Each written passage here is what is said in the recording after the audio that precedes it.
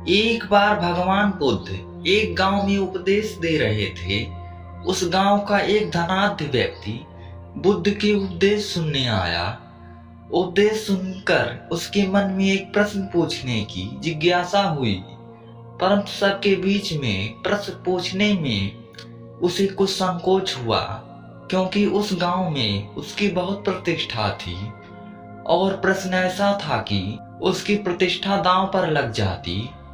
इसलिए वह सबके जाने का इंतजार करने लगा। जब सब लोग चले गए तब वह उठकर बुद्ध के पास आया और अपने दोनों हाथ जोड़कर बुद्ध से कहने लगा, प्रभु, मेरे पास सब कुछ है, धन दौलत, पद प्रतिष्ठा, ऐश्वर्य, किसी चीज की कोई कमी नहीं है, परंतु मैं खुश नहीं हूँ। हमेशा खुश रहने का राज क्या है?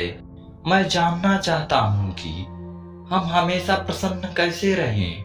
बुद्ध कुछ देर तक चुप रहे और बोले, तुम मेरे साथ जंगल में चलो, मैं तुम्हें खुश करने का राज बताता हूँ। ऐसा कहकर बुद्ध उसे साथ लेकर जंगल की तरफ बढ़ चले। रास्ते में बुद्ध ने एक बड़ा सा पत्थर उठाया और उस व्यक्ति को देते हुए कहा, इसे पकड़ो और चलो। वह व्यक्ति पत्थर उठाकर चलने लगा। कुछ समय बाद उस व्यक्ति के हाथ में दर्द होने लगा, लेकिन वह चुप रहा और चलता रहा।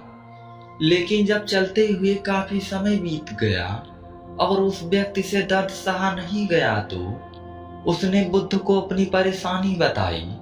बुद्ध ने उससे कहा, पत्थर नीचे रख दो।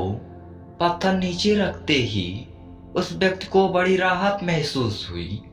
तभी बुद्ध ने समझाया, यही खुश रहने का राज है। उस व्यक्ति ने कहा, भगवान, मैं कुछ समझा नहीं। बुद्ध बोले, जिस तरह इस पत्थर को कुछ पल तक हाथ में रखने पर थोड़ा सा दर्द, 1 घंटे तक रखने पर थोड़ा और ज्यादा दर्द और काफी समय तक उठाए रखने पर तेज दर्द होता है, उसी तरह दुखों के बोझ को हम जितने ज्यादा समय तक अपने कंधों पर उठाए रखेंगे उतने ही ज्यादा दुखी और निराश रहेंगे। यह हम पर निर्भर करता है कि हम दुखों के बोझ को कुछ पल तक उठाए रखना चाहते हैं या जिंदगी भर। अगर खुश रहने की आकांक्षा हो तो दुख रूपी पत्थर को जल्द से नीचे रखना सीखना होगा। संभव हो तो उसे उठाने से ही बचना होगा। मित्रों, हम सभी यही करते हैं, अपने दुखों के बोझ को ढोते रहते हैं। मैंने अपने जीवन में कई लोगों को कहते सुना है, उसने मेरा इतना अपमान किया कि मैं जिंदगी भर नहीं भूल सकता।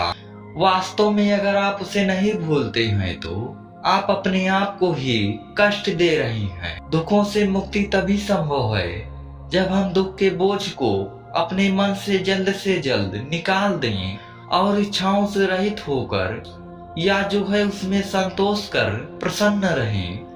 याद रखिए, प्रत्येक क्षण अपने आप में नया है और जो क्षण बीत चुका है उसकी कड़वी यादों को मन में संजोकर रखने से बेहतर है कि हम अपने वर्तमान क्षण का पूर्ण रूप से आनंद उठाएं। इसलिए खुश रहिए, प्रसन्न रहिए।